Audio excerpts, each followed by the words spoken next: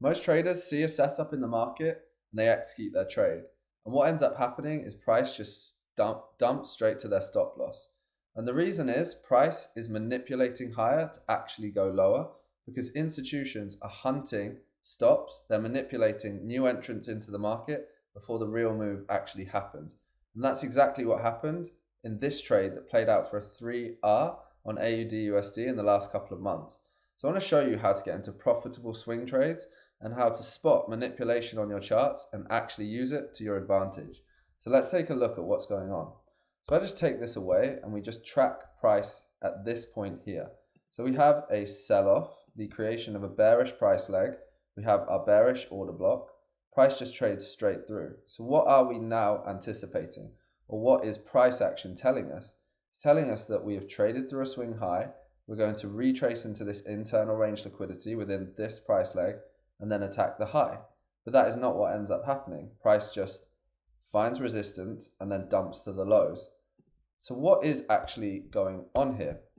Well, if we overlay our higher time frames, so we're looking at swing trades. So right now we're executing on the 12-hour and we want to swing trade weekly, 2-weekly and monthly positions.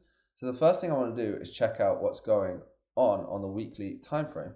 And what we see here is that price has actually raided above the previous weekly range.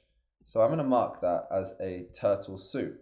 So price has, in this expansion, retraced into the internal range liquidity, stung above this weekly candle range high, and then shifted, creating a new bearish 12-hour order block. So this is the last buy before the sell.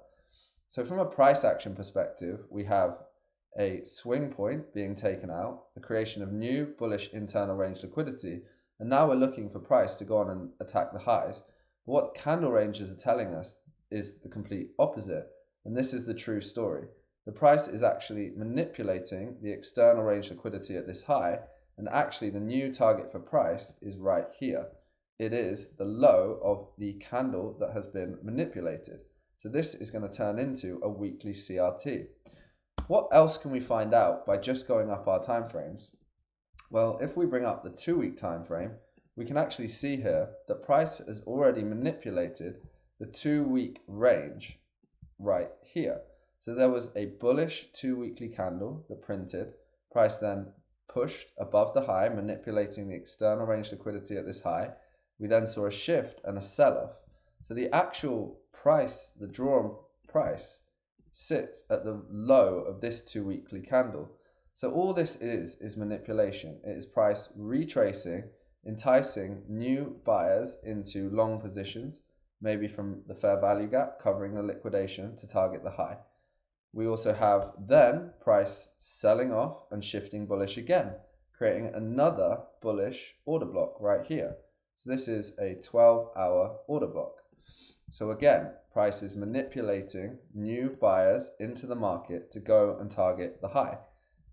Why is it doing that? Because think about it. If you're a large institution and you want to offload hundreds of millions of dollars of currency, you want to draw as many buyers into positions at this level so that you have liquidity to sell against. And that is exactly what's happening. We are creating bullish price action to essentially go lower. Why are we going lower? Because we've already raided the external range liquidity at this high, and then from a weekly perspective, as we drop down, this high. So price is now ready once we start to create this bearish price action to dump to the lows. And that's exactly what happens. So we get eventually, after this bullish shift, the creation of a new 12-hour bearish order block. This is the last buy before the sell. So price retraces in, tags the order block, and then eventually dumps very aggressively to our low, which is at the low of our 2-weekly candle. So this is how to spot manipulation on your charts. Is price action in conflict with higher time frame candles? If so, it's probably the case that price is manipulating to draw you into counter trend trades that are not going to play out. So before we get into another example, let's look at what manipulation in trading actually is in a bit more detail. So manipulation occurs when price deliberately raids liquidity levels, stop losses, and pending orders to fill large institutional positions before reversing. So first and foremost, it's targeting the stops at key highs. What it's also doing is drawing new entrants into longs or shorts that are going to be dumped against, essentially. Most traders chase breakouts at highs or breakdowns at lows by entering new positions. So it's that thinking of FOMO. I don't want to miss the next breakout in, a bullish or bearish direction. Well, that's actually not what's happening. It's essentially you providing liquidity for smart money to accumulate positions before price is going to trade in the opposing direction. Why does it matter? Because we don't want to get stopped out of trades. We want to trade with institutions and not against institutions. So let's look at another example right here. So if we go back to the 2-week time frame and we see what's happening next from a candle range perspective.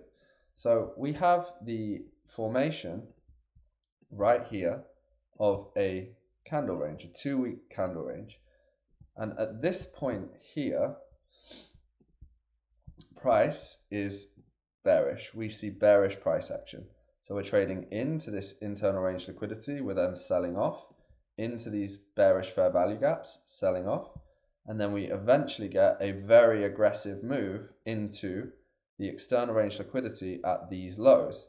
Price then trades back into this bullish fair value gap in the same, bearish fair value gap in the same way that it did in all of these subsequent price legs, tries to go lower, and then eventually we get a very subtle shift.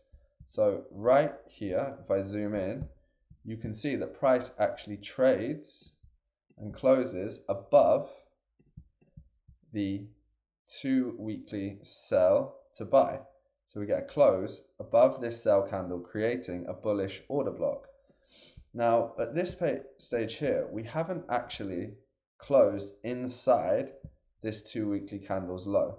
So we're slightly in conflict in that we've seen price raid the lows, but not close inside this candle range. So what we can do again is check, is there higher time frame reason for this trade to play out long? So if we just go up a time frame and we look at our monthly candle, we can actually see we're stinging below a monthly candles range. So price is moving aggressively down, liquidating the previous monthly candles range. Price then tries to trade lower, but actually closes bullish. So we can start to think about using the manipulation, the creation of bearish price legs, and this shift to get involved long. And if you take an order then from the order block, covering this candle's manipulation of the low, and then to trade back to the highs, you've got a 3.5-hour trade. And this actually plays out for first a 5-hour trade, then eventually a 7.6-hour trade. And the reason is you're spotting the manipulation again. So price is dumping, enticing new sellers into the market, probably right here, with a stop loss covering that liquidation, anticipating that we're going to go lower. Price then again aggressively looks like it's going to sell off. So on lower time frames, new entrants are shorting the market, they're selling right here. But actually, price doesn't go lower, it closes bullish. So we have everything that we need then to get involved in longs. We've seen manipulation, raiding external range liquidity. We have a bullish 12-hour order block.